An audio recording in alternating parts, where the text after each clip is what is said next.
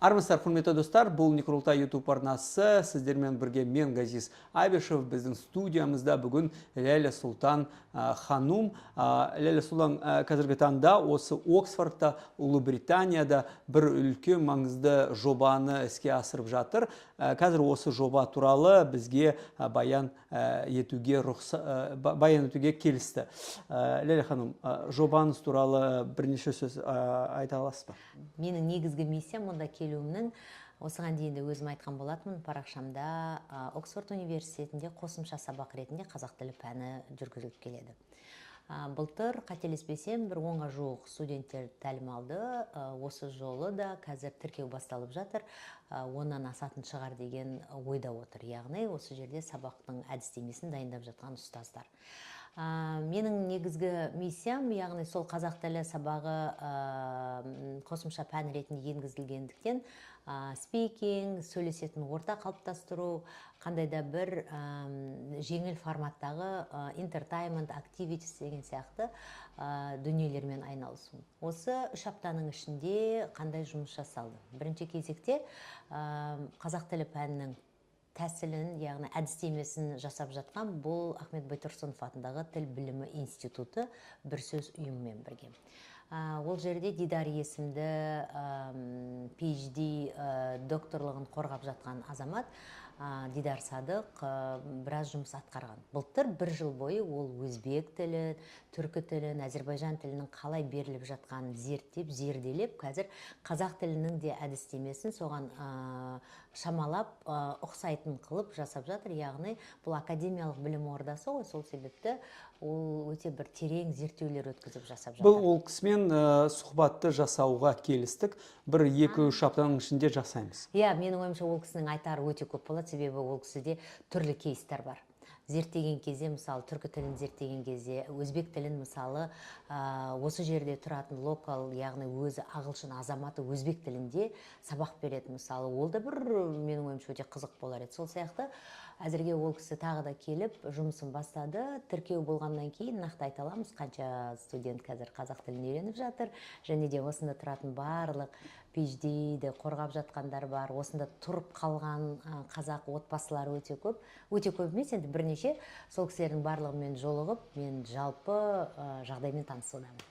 Сіз өзіңіз осы Оксфордта қанша? 2-3 апта болды? 3 аптадай болды. Енді қалай, қызық па? Қандай әсер етіп отыр сізге? Мен енді осыған дейін Лондонда ғана болған балалармен 3-4 жыл бұрын, ол кезде балалар кішірек еді, жазғы лагерьға келген болатынбыз 2-3 күнге. Енді турист болып келген бір бөлікте тұру, ол мүлдем басқа нәрсе, себебі біріншіден қала қаншалықты сені қабылдайды, немесе қаланы сен қаншалықты қабылдайсың.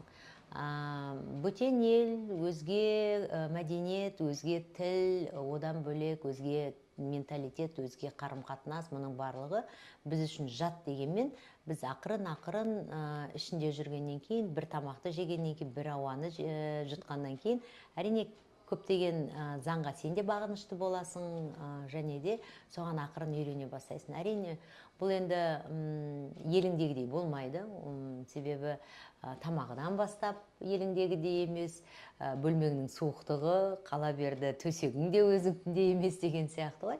Алғашқы бірден көзге түсетіні қалада студенттердің өте көп екен. Яғни, білуімше, жалпы Ұлыбританияға жылына 700 мыңға жуық студент келеді шеттен. Өздерінің де студенттері бар. Олардың әрқайсысы орта есеппен 20-25 мың паунд қалдырады десек, орта есеппен 35 мың қалдыру да мүмкін, біреу тіпті 80-90 мың төлеу де мүмкін деген сияқты. Жалпы елде білім саласы арқылы кіріп жатқан кіріс өте үлкен. Бұл өте қатты байқалады. Әсіресе Оксфордта, себебі бұл жерде бұл университет түрлі рейтингтар бойынша бірде 3-ші орын, бірде 1-ші орын, бірде 5-ші орын деген сияқты ғой енді әлемде. Сол себепті қалада студенттердің көптігі және де өте қатты контраст байқалады. Мен бірінші келгенде алған әсерім, яғни студенттер өте көп, және де қаланың тұрғылықты жасы үлкен азаматтар өте көп. Осында Оксфордта? Осы Оксфордта орта жастағы кісілерді сирек кездестіресіз. яғни PhD оқып жатқандар да көп. Қаланың тұрғылықты халқы көп жағдайда қаланың өзінде емес, қаланың шетінде тұрады деп мысалы естимін да. Бір нәрсені айту керек, кісілер айтады, Англияда көптеген мигранттар бар деп айтылып жатыр. Бірақ та осында Оксфордта көбінесе, әсіресе үлкен жас кісілер, олар көбінесе ақ нәсілді кісілер, азаматтар. Солай емес пе? Енді өзінің тұрғылықты халқы ақ нәсілді дей тұрғанмен түсінуіміз керек, бұл жерде үнді ұлтынан өте көп кездестіресің. Енді ол біріншіден колония болғандықтан, екіншіден көп қой енді себеп салдары. Және де Қытай ұлты. Шынын айту керек, бір топта мысалы міндетті түрде бір үнді, бір Қытайды кездестіруге болады. Мен өзім мысалы түске дейін ағылшын тілі пәнін оқып жатырмын ғой, сонда өзімнің байқағаным. Сабақ берушілердің барлығы жергілікті тұрғындардың ақ нәсілді емес, арасында жаңағыдай үндінің де азаматын кездестіруге болады, бірақ та осыдан 20, 30, 40 жыл бұрын осында тұрып қалған бала шағалы.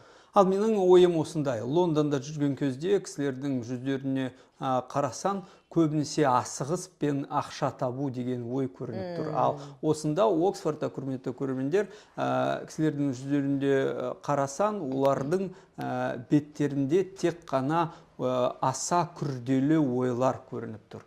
Олар осылай ғылым, мақалалар туралы жаппай ойлайды. Менің ойым осындай. Өте дұрыс айтасыз, себебі менің білуімше енді бұл жерде әрине ол жергілікті халықтың да кейбір осында тұратын қандастарымнан сұрап қоям ғой.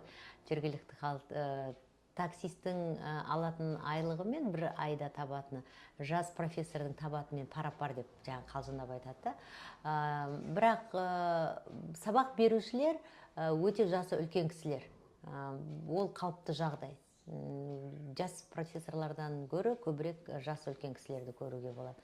Сосын көшеде тамақтану өте көп, мысалы үндінің тамағы өте көп, мен үшін өте таңғаларлығы өте көп кәрістің және де жапонның суши. Бір ерекше махаббат бар сияқты сондай. Осында Англияда ұлттық ағылшын тағам деген нәрсе жоқ. Ол жоқ. Ол fish and chips дәмсіз нәрсе. Мен шын айтсам, мен балықты жемеймін, сондықтан... Мен де жемеймін fish and chips. Жеген жоқпын осы уақытқа дейін. Бірақ бәрі маған попкролл туралы естіп, мен тіпті өте қатты таңғалдым. Болдыңыз ба попкроллда? Жоқ, әлде. Мен сізге онда сұрақ қойым. Попкроллда мен бір рет мені шақырды, мен түсінген жоқпын ол не екенін, сөйтсем, қандай да бір өзіндік үрдіс бар екен. Дәстүр болып кеткен енді. Кешкісін шығады екен, бір топ адам, мысалы достармен, сөйтеді екен де өздеріне 5 немесе 6 папты белгілейді екен бүгінге, сөйтеді екен де барлық жерге кіріп, міндетті түрде бір стақан алкогольді болсын, алкогольсіз болсын, жаңағы напиток ішеді екен. Ол көп жағдайда алкогольді напиток. Мұнда сен пиводан бастасаң, ең соңында сен мысалы ауыр алкогольді сусын ішесің, сонда сен соңында кролл болып қайтасың, масайып қайтасың деген сияқты. Сонда мен таңғалдым. Енді мен жүрген жерімде шай ішуге тырыстым, мені шақырған жергілікті тұрғындар жаңағыны кәдімгідей бір үлкен өздерінің демалатын уақыты қылып айтып жатыр да, біз мысалы осылай демаламыз деген сияқты. Мен ойымша ағылшындар арақты мәдениетті түрде ішу деген нәрсені жақсы біледі. Менің ойымша арақ ішпейді, байқайсыз ба, көп жағдайда сыра ішеді. Жоқ, арақ деген алкоголь. Алкоголь, жалпы алкоголь. Біздің елімізде егер орыстар болса, қазақтар болса, басқалар болса, ішетін болса, олар шекарасын білмейді. Соны айтам. Ағылшындар осылай үндемей отырады, әңгіме қылады, ішеді, үйге қайтады, жатады. Болды, ешқандай осындай төбелес деген сияқты мен көрген жоқпын. Ал енді осы Оксфордта сіз бірнеше қазақтарды кездесіп, сіз оларды көрдіңіз. Олар не әңгіме қылып жатыр? Енді біріншіден тұратын жергілікті қазақтар дейін да, осында бір 10 жыл тұрып қалған, тұрмысқа шыққан. Әрине, әбден сіңіп кеткен осы мәдениетке. Яғни кешкі сағат 7-8-ден бастап ерте ұйықтау. Мысалы, біздің түсінігімізде кешкі 7-8 тым ерте емес па деген сияқты, бірақ олар таңғы 5-6-да тұруы мүмкін. Яғни, маған қатты бірден көзі көрінген. Одан кейін барлық нәрсені үнемдеу. Яғни, олар нақты фарм тамақтың фермадан қай уақытта келетінін біледі, нанды қай жерден алу керек екенін біледі. Яғни туристер барып тамақтанатын жерден тамақтанбайды, олардың өздерінің бөлек емес, енді өздері нақты қай жерде етті жақсы дәмді пісіретінін біледі. Мен бірінші айтқан болар едім, ол бірінші ерте ұйықтайды және де суыққа қатты үйренген. Екінші тамақты жеу. Біз үйлерінде кәдімгідей сорпа пісіретінін айтып жаңағы сөйтіп мені таңғалдырғандар да бар. Енді Роза есімді журналист бар, осында Бен деген азаматқа күйеуге тиген, 2 баласы бар, азаматтық алған осы жерде Британияда. Енді жалпы ол кісінің айтуы бойынша ерте ұйықтау, дұрыс тамақтанудың барлығы үйдегі қалыптасатын мәдениет дейді. Ал енді нутрициолог Айнұр бар, мысалы осы жерде бала шағасы мектепке баратын, осы 14 жыл болып тұрып жатқанына Айнұрдың айтуы тағамдарына байланысты айтады. Яғни мына фермалардан өте свежий овощи, фрукты келеді. Сонымен бір ерекшелігін айтып отырады. Содан кейін ешкімнің үйінен мен қанша бір 5 үйде болсам, 5 үйде бір телевизор көрмедім. Мысалы бізде, біздің жағдайда үйде телевизорымыз бар, бірақ көрмеуіміз мүмкін, иә? Ал бұл жерде жалпы телевизор жоқ.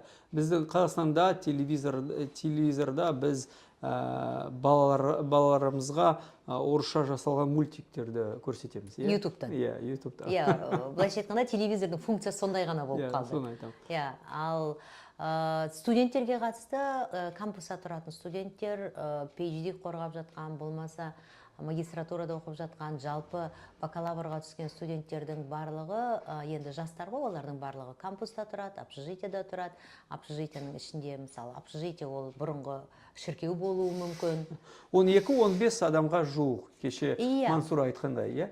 Енді бір нәрсені айту керек, Астанада қазіргі таңда үйде жылы, далада суық. Осында Оксфордта керісінше. Далада жылы, ал үйлерінде өте суық. Мен тоңдым, шын айтсам. Тоңғанда сіз батареяны қостыңыз ба? Қанша төлейтініңізді көрдіңіз ба? Экран бар, экранда көрсетіліп жатыр. Бүгін сіз енді осы пәтерді 5 паундқа жылыттыңыз. Осылай деп жазылады. 5 паунд, 6 паунд, 1 паунд 700 теңге. Құрметті. Көз алдыңызға елестетіңіз. Бәрі осындай қысым, миыма өте қысым жасалып жатыр. Қарасам, уже бүгін 4000 теңге уже тек қана жылуға кетті. Иә, жынды вообще. Тамақта одан кейін өте қымбат. Осында бәрі қымбат, сөзсіз, бірақ та жалақылар қандай мен білмеймін, шын айтсам.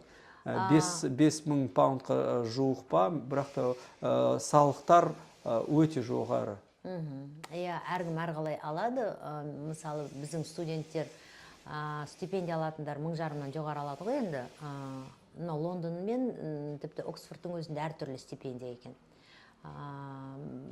Және де жалпы Ұлыбританияға келіп түсетін студенттердің алатын стипендиясы сәл қымбатырақ, көптеу екен.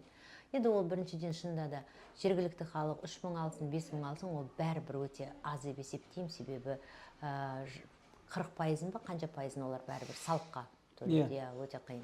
Соны айтып отырмыз. Енді бұдан басқа біріне қосқыңыз келіп отыр ма? Жалпы Ғайыз, мен өзіңізден сұрағым келіп отыр.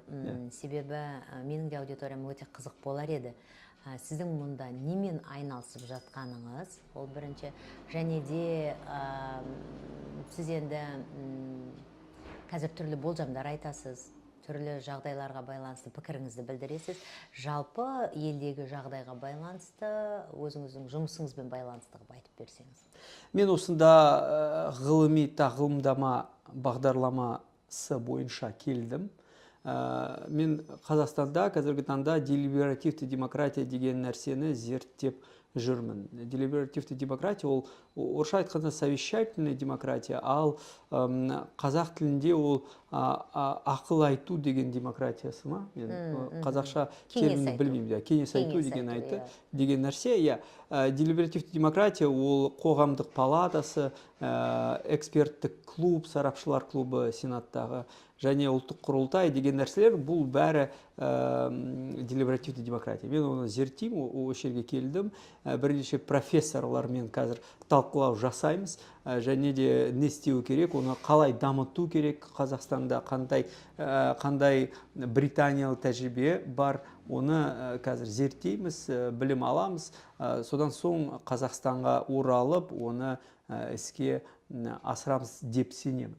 Ал болжамдар туралы айтсам, жалпы еңбек нарығындағы болжамдар туралы айтайық. Себебі қазіргі уақытта жұмыссыздықтың қатары туралы жиі көтеріліп жүр. Ол бір еліміздегі. Енді алдағы 5 жылда жағдай қандай болады? Алдағы 10 жылда қандай болуы мүмкін сіздің пайымыңызша? Біріншіден, біз кеше Ләлә ханыммен талқыладық. Бұл өте өткір мәселе деп ойлаймын. Себебі осы Англияда қарасан, қай жерде барсан, бұл жым болса, бұл магазин болса, дүкен болса, әр жерде уже кісілер жоқ жұмыс жасайтын. Бәрі жасанды интеллект, бәрі роботтар. Сондықтан жұмыс орындары кетіп жатыр. Әлі болашақта болмайды. Бәрі роботтандырады, бәрі жасанды интеллект, бәрі жұмыс жасайды. Сондықтан кісілер қайда барады, қайда табыс алады, біз білмейміз. Қазақстанда да осындай жағдай болады 5-10 жылдың ішінде. Ал бізде, елімізде балалар көп. Бала туылу саны.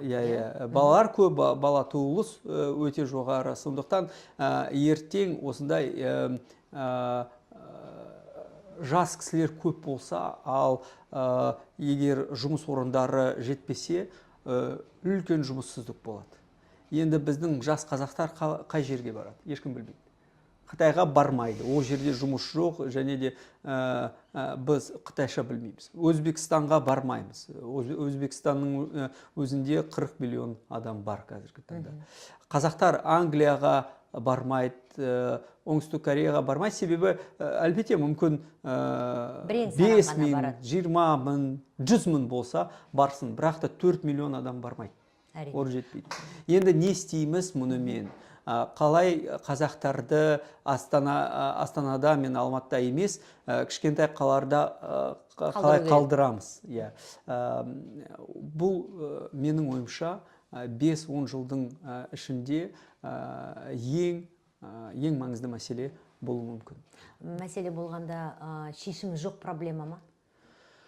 Шешімі мүмкін бар, бірақ та ол технологиялық жұмыссыздық деген термин бар, технологическая безработица. Әлбетте, оны шешу керек, бірақ та біз қазір оны қалай шешу керек, біз білмейміз. Мен үкіметіміз білмейді. Кеше бір сөзіңізде өзіңіз айтып қалдыңыз, миграция, яғни осы жұмыссыздықтың кесірінен жұмыс іздейтін жастардың көпшілігі орыс тілін білгеннен кейін Ресейге кетуі мүмкін деген. Мүмкін барады. Себебі егер қазір Ресей жанымызда, ол жерде қазір кадр тапшылық. Оларға 3-4 миллион кісілер керек болып жатыр Ресейде. Және де олар қазақстандықтарды шақырып жатыр белсенді түрде. Біздің этникалық орыс өкілдері қазір Қазақстаннан Ресейге көшіп бара жатыр, себебі ол жерде жұмыс бар. Жарайды. Қазір орыстар барады, және де бітіп қалады Қазақстанда. Бірақ та Ресейде әлі де кадрлық тапшы болады. Ал бізде жұмыссыздық. Енді қазақтар Ресейге бара ма, бармай ма, ешкім білмейді. Себебі сіз білесіз бе, кейбір саясаткерлер маған бұндай әңгіме айтты бірнеше ай бұрын. 3 жыл бұрын бір жоғары орында отырған саясаткер Маңғыстауға барды. И былай айтты, осында жұмыс жоқ Жаңаөзенде. Ал аэропортта қазіргі таңда Лукойл фирмасының самолеті тұр. Олар қазір біз 600 қазақтарды алуға даярмыз. Оларды аламыз, төменге апарамыз, олар жұмыс істейді, жалақы алады, қайта оралады. Тек қана 10-15 қазақтар баруға келісті. Басқалар тек қана осында Қазақстанда қаламыз, жұмыс жасаймыз осында Жаңаөзенде. Яғни демек біз қазіргі уақытта деп енді айтты. мен ешқандай да бір саясатқа араласып отырған ештеңем жоқ, бірақ сіз саясат бағытында болғаннан кейін жұмысыңыз, сұрағым келіп отырғаны, яғни бірнеше жылдан кейін болатын жұмыссыздықтың алдын алу үшін біз қазірден не істеуіміз керек? Менің ойымша бізге нақты индустриализация керек болып жатыр осында елімізде. Зауыттар, фабрикалар, басқалар бәрі керек бізге. Құрылып жатыр, бірақ та жеткіліксіз. Қарағанды облысында, Павлодар облысында болсын, Өскеменде, Шымкентте, бүкіл Қазақстанда бізге зауыттар, фабрикалар керек. Себебі ол жерде, мысалы ретінде, қазір зауытта 2000 адам жұмыс істейтін болса, әлбетте бұл тағы да 10-15 мың жұмыс орынды жасайды. Оларға қызмет көрсететін. Жастарды алып қалуға болады дейсіз. Бірақ та оны қазір міндетті түрде жасау керек, дәл қазір, дәл бүгін. Онда орынды шығар сұрағым, неге жасамаудамыз? Жоқ, үкімет әлбетте жасауға тырысып жатыр, бірақ та мен білмеймін, ол нәтиже бере ме, бермеймін. Ешкім білмейді оны. Себебі бізде қазір тек қана жұмыссыздық емес, бізде кадрлық деградация көрініп тұр елімізде. Ақылды адамдар елімізден кетіп жатыр. Неге білмеймін. Мүмкін олар кішкене алаңдайды. Қазақстанмен болашақта не болады деп ойлап. Тұрақсыздық, саяси тұрақсыздық, экономикалық тұрақсыздық. Мүмкін қазір осы, сіз білесіз бе, интеллектуалдық пылесос деген нәрсе бар. Англия болса, ақш болса, Қытай болса, олар ақылды адамдарды шақырады. Келіңдер бізге. Біз сіздерге жұмыс орын береміз, ақша береміз, осында бізде жұмыс жасап істеңіз. Біздің елімізде қалай? Кетсе, бұл ақылды адам кетсе, кет, сен бізге керек емессің деген осындай көрініс бар, бірақ та өкінішке орай енді осылай болып жатыр. Біз мүмкіндігінше, яғни білімді жастардың барлығын алып қалуымыз керек, және де жұмыс орнын көбейтуіміз керек. Тұрақты бізде саяси жағдайда, заңға бағынуда барлығы дұрыс болу керек. Сол кезде мүмкін жастар шынында да кетпейтін шығар. Бірақ менің мысалы үлкен ұлым шетелде білім алып жатыр. Болашақта мен оның елімізге келіп жұмыс жасағанын қалаймын. Сонда менің баламның айтқаны мынадай: анашым, әзірге мен шетелде біраз уақыт жұмыс жасап, тәжірибе жинап барып келсем қалай болады екен деген сияқты. Сөйтсем, оның жанындағы балалар да солай ойлайды екен. Мен оған қарсы емеспін, тәжірибелі болып келгеніне, келіп елімізде бір бизнес ашады, басқа қылса да. Сол сияқты ойлайтын жастар көп қой. Осы шетелде оқып жатқандардың барлығы 100% елге қайтады деген де сенім жоқ менде. Әлбетте. Олардың көпшілігі қалады шетелде. Мен бұған сенемін, себебі бұлай болып жатыр. Ол Қазақстанның проблемасы ғана емес. Қытайдан, Индиядан, бүкіл әлемдегі елдерден ақылды кісілер кетіп бара жатыр. Оларды сақтау керек, бірақ та не істеу керек, мен қазір нақты айта алмаймын. Әлбетте, мен шын айтсам, менде... Айта алмайсыз ба, әлде? Менде пікірім бар, бірақ та қатты өткір буллингке ұшырағым келмейді. Бірақ оны бәрібір біреу айту керек қой, білетін адамдар. Мүмкін солай, бірақ та айтқысы келетін адам айтады, ал мен мүмкін кішкене үндемей қояйын. Әзірге дайын емессіз. Сіз неден қорқасыз? Сіз білесіз бе, біздің елімізде қазіргі таңда сөз бостандығы жоқ. Сен өз пікіріңді білдірсең, бүкіл жағынан өте өткір қатты буллинг басталады. Осында бізде қазір вертикалды цензура ғана емес, бізде өте қатты горизонталды цензура көрініп тұр елімізде. Себебі кісілер бір-бірінді құрметтемейді. Басқаның сөз бостандығын, құқығын құрметтемейді. Басқаша ойлайтын адамды қабылдай алмайды. Иә, соны айтамын, иә. Енді бірнеше буллинг өтті мен, Ғайыз мырза. Сол себепті мен түсініп отырмын сіздің айтып отырған буллингіңізге қатысты. Яғни адам психологиялық тұрғыда оны көтеру өте қиын. Ол қала берді, бізде бір оғаш қылығы үшін түгел қоғамнан сызып тастайды кейде. Оның басқа да өте үлкен жақсы мықты еңбектері болуы мүмкін. Бірақ дей тұрған менде бір ғана нәрсе,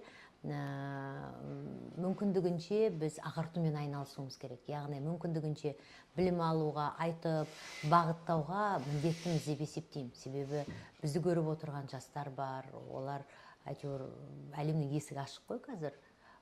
Біз тек қана жеке басымызды ғана ойлап буллингке ұшырап қаламыз деп айтпау дұрыс емес сияқты. Бірақ халық көбінесе бізде емес популистерді тыңдайды, өкінішке орай.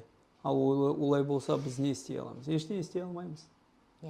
Мен енді сіздің көп былтыр ғана жаңағы халықтың сүйіктісі атанғаныңызды білеміз.